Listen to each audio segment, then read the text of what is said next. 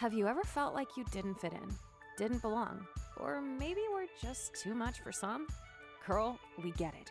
From motherhood and marriage to health, wellness, and faith, we're talking all the things. The messy, the meaningful, and the moments that make us laugh till tears stream down our legs, or just straight up cry.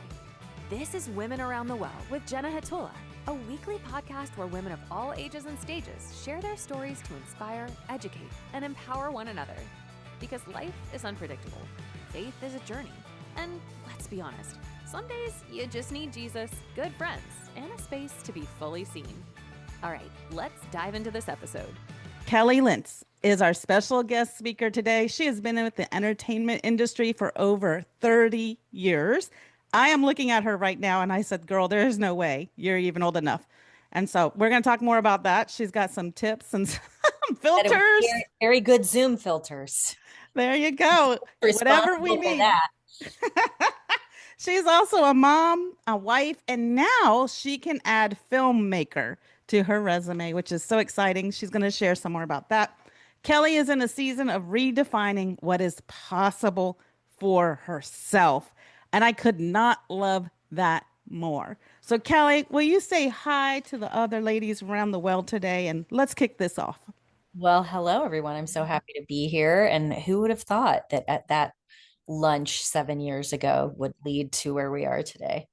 I know. What a beautiful lunch, a beautiful time. It was so exciting. It was fun to watch you show me back then what was possible. And you might not even know that today, that you were setting an example in something that I really was struggling in my own self to believe possible. Well, But and you just leapfrogged right on over me. So I've got now I'm watching you. well, we are excited to share, but I want to jump into this with you today because you've been in the film industry. We're going to kick off there because I think it's fascinating what you've been able to do. So you've been in the film industry for over 30 years and the TV industry. The dinosaurs were alive. Yes, started what, out. What sparked you first? Well, I mean, this is just, I'm one of those annoying people that like knew from a very young age what I wanted to do. I knew from the age of 4 that I wanted to be entertaining humanity.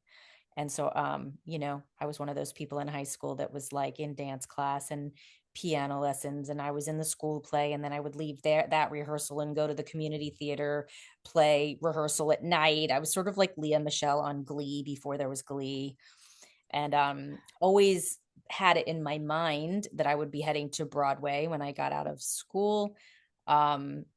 And God had a lot of other different plans, but they ended up being way better than what my plans would be. And so I switched over to film and television because I actually wanted to eat and live indoors in my early 20s, and have sort of stayed there and have done, probably over 100 commercials, have hosted a lot of things, been on national network television series and films. And next up this November, you'll be able to catch me in the final season of Stranger Things. Oh, that is so much fun. I love hearing how you are just starting out. For anybody listening that has either that desire in their heart or even they have someone in their own home that is like pursuing that acting and just has that bug. We have a girl in our house and she has since I think she was 3. She has been the most creative, the most inspired. Like her imagination is incredible to watch. And that's her goal. I love that you said the annoying part because every time you turn around, her door is locked or something is going on. What are you doing? I'm acting. Okay.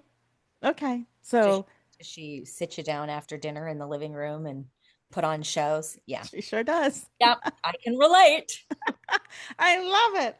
Well, you talked about being in different theaters and then moving into television and production, but you've been in things like The Millers from Heartfelt Stories and also like Miracles in Heaven. Do you approach those roles differently and how? I mean, I think not necessarily. I always try to look for where the similarities are in a character to my actual persona, and bring my own life experience into the role. But on the other hand, literally one of the longest running roles I had was on a show called One Tree Hill. And when I got the audition, I'm like, I'm not right for this at all. I have no idea what to do with this part. And I remember thinking, this is just kind of like Meryl Streep in Devil Wears Prada. And that's literally what I did for the audition. And I'm like, there's no way I'm gonna get this, because I was just so out there what I did. And like I did end up getting it. And so you just never know what's gonna work and what isn't. And so yeah. That is so much fun. It's so interesting to hear because I think on the other side, we have this romanticized vision of whatever it is we think it looks like, especially when you're watching someone on TV or a big movie screen, or even podcasting or YouTube, when you're hearing and you're seeing so much stuff through social media. So, what is something that people would be very surprised to hear about what actually happens behind the scenes? Um, well, actually, I'm going to change what my pre-answer was for this, because I think there's something else that is actually even more important. That fame doesn't bring happiness. A Mm. lot of people think that, oh, if you're famous, I mean, if you have aspirations in this area, that is going to fulfill me, that is going to make me happy. And I can honestly tell you that, especially as I raised my 4 children who all followed me into the industry, that the closer that we got to fame, the more I had to manage their mental health. And there's a reason why a lot of famous people are drug addicts, Hmm. because it's actually, I don't think people were made to be worshiped, and it's Mm. not a healthy place to be. And so whenever I counsel parents that, because I've coached a lot of young child actors throughout my career. It was one of my like side hustles, I guess you could say, is coaching professional child actors and then consulting their parents. One of the things I would tell them is, you need to do whatever you can to have them avoid fame at this age. Do not seek it out. I have never seen it end well. And you think it is you think you're helping your child, but you may just be entrapping them Mm. in an abusive situation.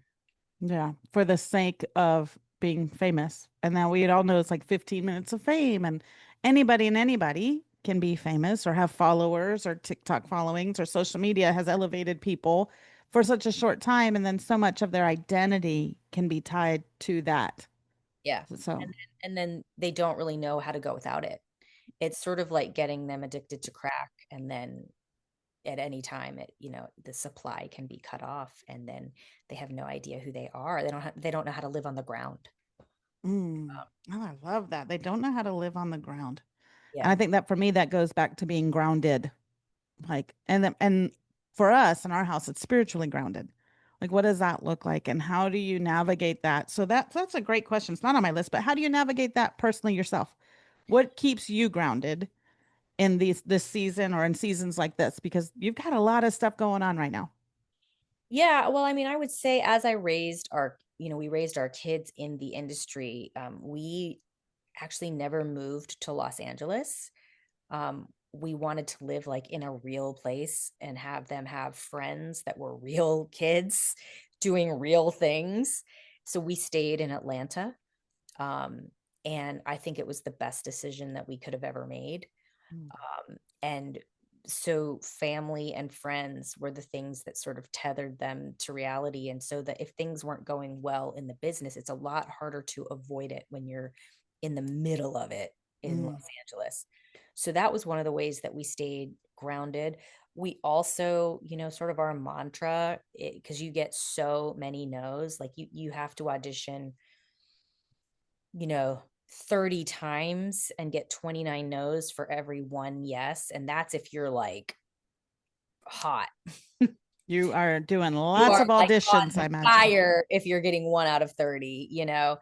And so that's a lot of no's. And some of them are big, big no's. The number of times I've had to break my kid's heart is too many to count. It was one of my least favorite parts of having them in the industry. But we sort of lived by the mantra of like, if you get a no, God is either protecting you from something bad or preserving you for something better. And Mm. um, so many times that was proven true, where we would get a really difficult no, a part we really wanted, you could feel it, but it left them available for the part they were supposed to have that was way better. Mm. That happened quite a bit. Amen. I love that. I have a friend and she has had a message, and I just go back to it over and over again, is that sometimes we're so blinded by the things we want the most, we can't even see past the tip of our nose. Yeah. But God, He can see down around the corner into months or even years down the way. So He's guiding and protecting you. So sometimes those no's are, we know, not right now, right? But then it's a no because I have something better for you. Yeah, he's a much better navigator, has a much better bird's eye view of, the map to get to where you really want to go. And he's a master at 5-dimensional chess. Mm. So, yeah, so that's one of the ways that we survived mentally. I'm not saying that every day we mastered that, um, or that Well, it's I about progress, it's right? a Not it's a perfection. process, yeah. I have to Hmm. kinda I have to remind myself every single day. So, as you were the mom to four kids, Yeah, and they're all followed you back into the industry, yeah. how did you navigate and balance Kelly, the actress, and the mom? That's a funny something that nobody tells you. And the film industry, there's a definite hierarchy of importance, and everybody knows where they fall on the scale. And so if you're an actor on a set, you're pretty much at the top of the totem pole, meaning they're bringing you snacks and comfort shoes, and like they're I had to constantly battle to remind my children, hey, you're not that important, okay? Mm. And so I experienced that myself as an actress, being made to feel probably more important than I really am. And then at the very bottom of the totem pole is maybe like your production assistants or your stand-ins or your background actors, and below them is a stage mom. Really? Yes. So you're to be seen and not heard, preferably not either. And so I would go on set one day as an actor and be perceived in one way, and then the next day I would be on a set with one of my children and be completely made to feel like I didn't matter at all. Mm. And it was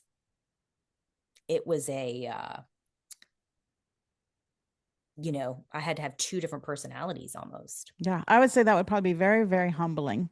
It was extremely humbling, and I had to remind myself of that my identity wasn't wrapped up in either position. Mm. I love that because our identity is not always, it is never, let me clarify, it is never in what we do. Yeah. It is in who we are. And I Yeah. think sometimes we were having this conversation before in our pre-recording about that. You can lose sight of that, and you can be all wrapped up in the identity of it is what you do, but it's just what you do. It's not who you are. Yeah. That's what matters more than anything. We get the opportunity to do incredible things and to be a light on the darkness. And so as you're doing these things, now time is flying by. You have grandbabies now. Your babies are getting older. How does it feel to be a grandma? What do they call you? Grandma, Grammy, Mammy? Gigi. Oh, that's cute. Gigi. Gigi. And I only have one. He's 5 months old. He is such a joy. Oh my goodness. I just literally could squeeze him to death. Um, so that puts if when everything is going wrong, I just FaceTime my little guy, and he's great. Um, so yeah.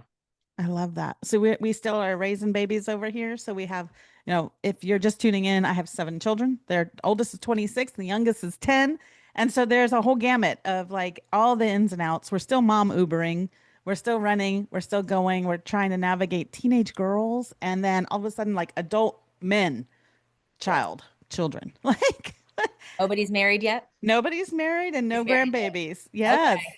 Well, So it's gonna happen. It's we'll coming. get there eventually and it'll be be It's a fun phase. It really is. It'll be worth the wait. So, well, let's talk about new phases and new seasons. So, Yep. you have gone from raising your babies to like they are now on their own, they're raising their babies, but you're coming into a new season of creativity and new projects. So, after decades of telling other people's stories, you and your family are now stepping into creating your own with your film, Able. Yeah. What inspired this project and what does it mean to you personally? So yeah, I mean, I've always been a writer as well as an actor. And in some ways, I feel like writing is what I should have been doing all along. Um, because I love storytelling.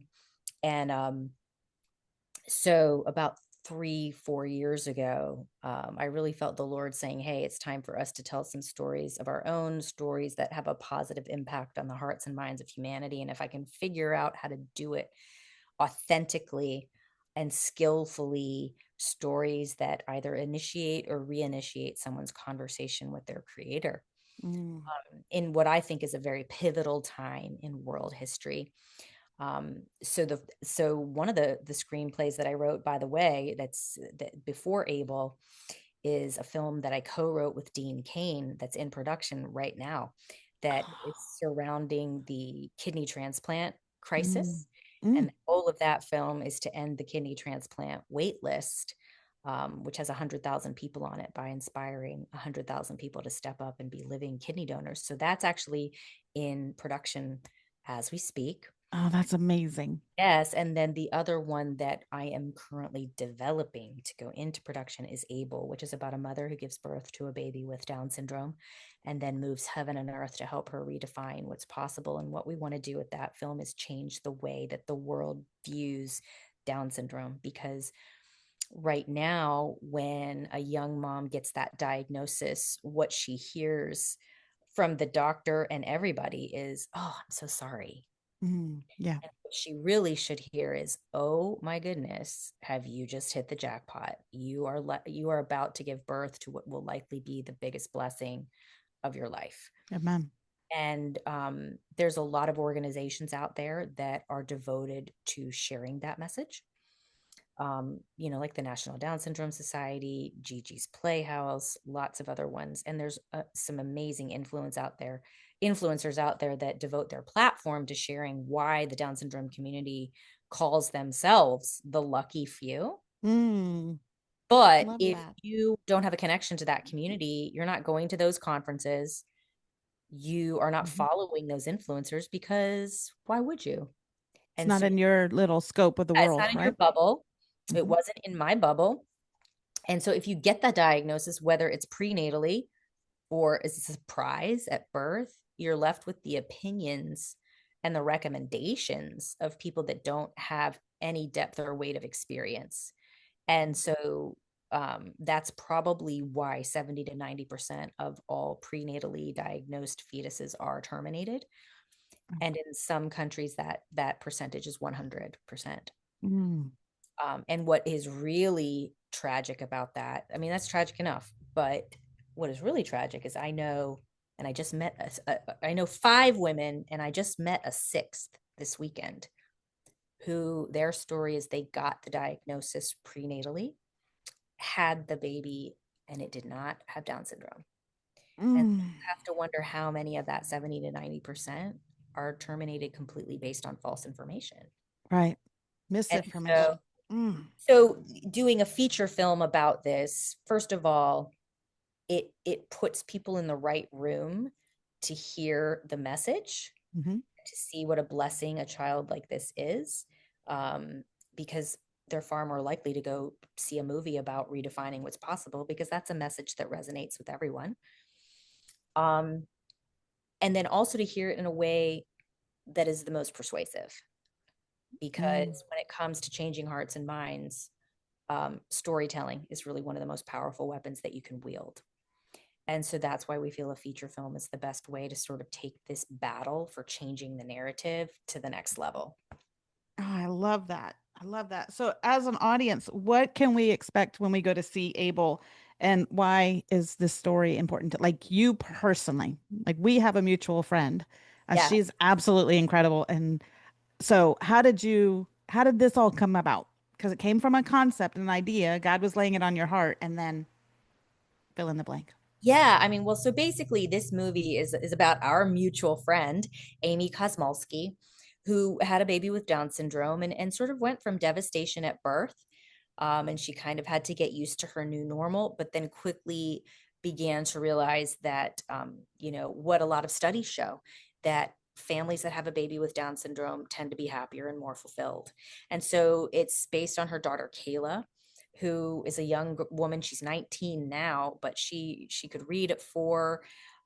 She kept up with the traditional classroom without modifications. She graduated with a high school diploma. She was a varsity cheerleader. She got into, and also they changed 9 laws that affect the differently abled. Yes, they And did. after I was finished writing the movie about all of that, she would graduate with honors and get $700,000 in scholarship offers to 17 different universities. Oh, amen. She would become an NCAA cheerleader. And as if that's not enough, she would be the first young woman with Down syndrome that to win a national or a state pageant title. So she was Miss Delaware Teen USA 2024 and competed in the Miss Teen USA pageant. And so Amazing. I said, I had to finally say, hey, can you please stop doing things? Because I can't keep changing. I got to edit the This script. So the movie's not even about the pageant. That could be a sequel. That's a sequel, because that was a sequel. fun to watch happen. Yeah. So we just sort of we just look at her whole life story and what they had to go through educationally, socially, and legally in the battle for inclusion. Her daughter. And they've just done some amazing things. And Kayla is just the brightest light. And as far as like why this story, I mean, I would love to be able to tell you that, like, I've just always had a heart for special needs and like, but that is not my story. My story was when I decided to start writing, I went back to school for screenwriting, and I had an idea for a series that I wanted to write that had nothing to do with this. And they said, no. In your first year, you can't write a series yet. We're going to just tackle one linear story in a feature film. And so I had to come up with a topic. And so I had, 7 or 10 ideas, and I needed 10. And I literally put this story in there as a placeholder, not think like to satisfy an assignment. Because I knew, I'm like, oh, well, that might be a good story. Never thinking that I would actually write that story, because I had other ideas that I was had more knowledge about and more of a connection to. But as I took those ideas through sort of this gauntlet of, well, what aligns with my mission as a storyteller, first of all, what will sell, what can I get the rights to, what do I have access to, what will appeal to the most demographics, what is sellable, there's all these criteria, and it kept making the cut as I narrowed it down. And so literally, I think it was 3 years ago now, we were on a business trip together in Hawaii. And I texted Rick and Amy Kosmalski, and I'm like, I need to ask you guys something. And they're like, yeah, come on down. We're on the beach. So I truck on down to the beach, and I'm like, so funny story. And I just asked if I could give it a shot, and I said, I don't know where this is going to go, if anywhere. And that was 3.5 years ago. And now I wrote it, and then I went on to write the other one about what I just told you about, put Abel in a drawer for a while. And, it's an independent film. So there's a lot of knowledge gaps that I had about producing that made me put it in a drawer for a sec, and then I got on my knees every night, and I was like, if you want me to do this, you're going to have to connect me to the people that can help me get it done. Yes. But until then, I'm putting it in a drawer. I'm going to park it right here, Lord. Yes. And really what pushed me off the high dive to go into development, which basically means finding the money myself to make this movie, is some friends of ours they said, we want to take you to dinner. They took us to dinner and said, listen, we know you're up to something. We know you're writing. We believe in you. And we have a chunk of money that we want to invest in you. Here you go. Amen. And I was like, oh no. Now I have to do it. Oh man. And yeah, so I have had to really educate myself on this process of producing an independent film. Uh, and it has been the ride of a lifetime, let me tell you. Oh, I can only imagine. I mean, there have been seasons in our life where we have been the ones that were crazy enough to sell everything, go to the mission field. And you have those moments where you're like, Lord, like we call it the Jerry Maguire prayer in our house. It's the show me the money. Like, Yeah. Lord, if you want me to go, show me the money because in that moment you're willing. You're like, here I am, send me.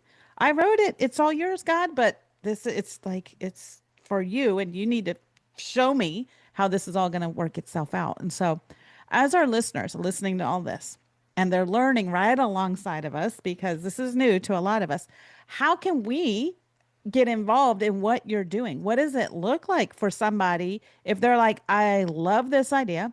I would love to be a part of what she's doing. What does that look like for somebody listening? Yeah, so we're raising money for this movie in some of the more traditional ways, which is basically finding investors and things like that. But there's a lot of people that want to help that aren't in that position. But they would love a tax deduction. Mm, So we have set up a 501c3 that's serving as our fiscal sponsor. And so if you would like to donate to our crowd fund, you can head to ablemovie.com, and we have a lot of fun perks for different levels of giving. And it's a tax write-off. And so we've raised almost $100,000 that way. that's incredible. Yeah. And there's no dollar that doesn't count, let me tell you. And we want to raise a lot more that way because as a first-time filmmaker, it's money that I don't have to recoup Mm. for an investor, so it allows me to sleep at night. Mm-hmm. Yeah, so that's one way. The other way is we'd love you to follow the journey by following us on Instagram at Able Movie. And the reason for that is one of the biggest mistakes that a lot of independent filmmakers make is they forget to find their audience for the movie. Mm. They're so busy trying to scrape together the money to make it. And so they make a great product, but if they don't have distribution or they don't have an Mm-hmm. audience, it goes Yeah. unseen. And so the old saying is most mountain climbers die on the way down Mount Everest. That's what happens in Mm. independent film. So we're trying to build our audience for the film as we are raising the money to make the film, so that by the time it comes out, we have a whole, have a nice large group of people waiting to So it go. sounds like you're making and creating a movement, Yeah. right? And how much fun would that be to be able to be a part of something that's making a huge impact? And not just here in the short term, but this is could be something that is huge in the long term. Yeah. So I think that that's exciting to get to be a part of something. Well, and not only do we hope to change the narrative surrounding Down syndrome, but sort of like a lot of what I talk about on our Instagram channel is, hey, I'm a first time filmmaker. Follow the journey because I want you to know I'm educating myself as I go. I'm doing something that is terrifying, and maybe you can too. And it might Amen. not be making a film, it might be starting a podcast, it might be, like you said, going on the mission field. But whatever that thing is where you're like, I'm not ready, I have to educate myself first, I Mhm. this has to align first. Let me tell you, you're never going to be ready. Everything is never going to align. And at some point you have to fail forward and be Mhm. willing to learn as you go. And that has been my biggest lesson with this, is that I thought I had to feel a certain way before I began. And I'm like, if I wait to feel a certain way, I will never begin. Um, so I want to inspire other people to follow their dreams too and redefine what's possible for themselves. Amen. I absolutely love that. Well, this has been such a fun conversation, and it's one that we hope to keep going. So you can find more information on Kelly and Able the movie on womenaroundtheworld.com as well. She's going to be a featured spotlight cameo position there. So you can get in touch with her there as well. And please share this episode with your friends and on social media. And you can tag both Kelly and I on Instagram. But I have one last question for you, Kelly, before I let you go for the day. Yeah. Is if you could go back in time and talk to your younger self, and you're just getting started, what would you say to you?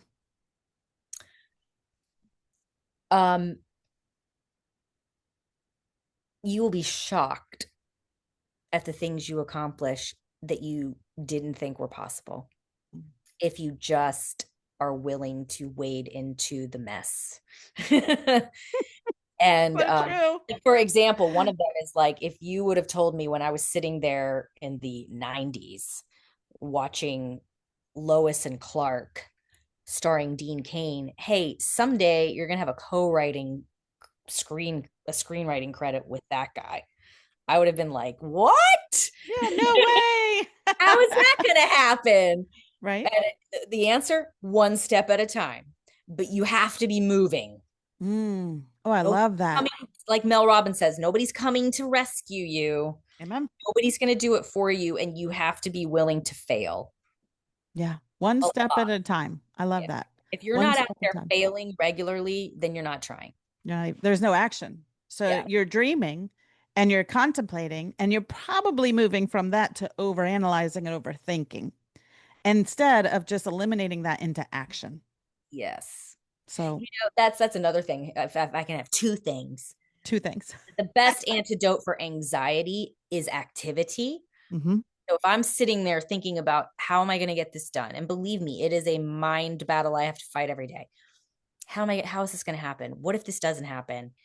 When I just look at the 5 tasks I've assigned myself for that day and I start doing them, all of a sudden I forget to be anxious because I'm too busy doing a thing. Mm-hmm. And not stuck in the worry mode. Yeah, it's the best antidote for me for anxiety that and fear really that I found is just start moving. And obviously circle it in prayer every single day. Amen. So get active, do the things, do it scared. And I love what you just shared, to circle it all in prayer and trust that God's got the very best for you. Yeah. I mean, he's your dad. Mm-hmm. He's your dad. And he, if you ask him for one thing, he probably wants to give you 2. Mm-hmm. Abundant, right? He's a good father. Well, Kelly, thank you so much for sharing your story with us. It was so much fun. I love you, friend, and I cannot wait. We're going to stay in touch. We're going to keep our listeners up to date with what is going on next. And this month in October is Down Syndrome Awareness Month as well. So if you're listening to this in October, you want to make sure you go over anytime you listen to this to ablemovie.com. So Kelly, thank you. I love you. Jenna. And I appreciate you so much. All right. Till next time. This has been Women Around the Well, and we are so excited. We can't wait to see you the same place with the same amount of grace. I love you. That's it for today's episode of Women Around the Well. I hope you found encouragement, inspiration, and a reminder that you're never alone on this journey. Want to dive deeper? Visit womenaroundthewell.com for additional resources, guest details, episode recaps, replays, and exclusive freebies to support you in faith, wellness, and life. And if this episode spoke to you, feel free to share it with a friend and leave a review. It helps more women find their place around the well. Until next time, keep showing up, keep growing, and keep leaning into grace. We'll see you soon.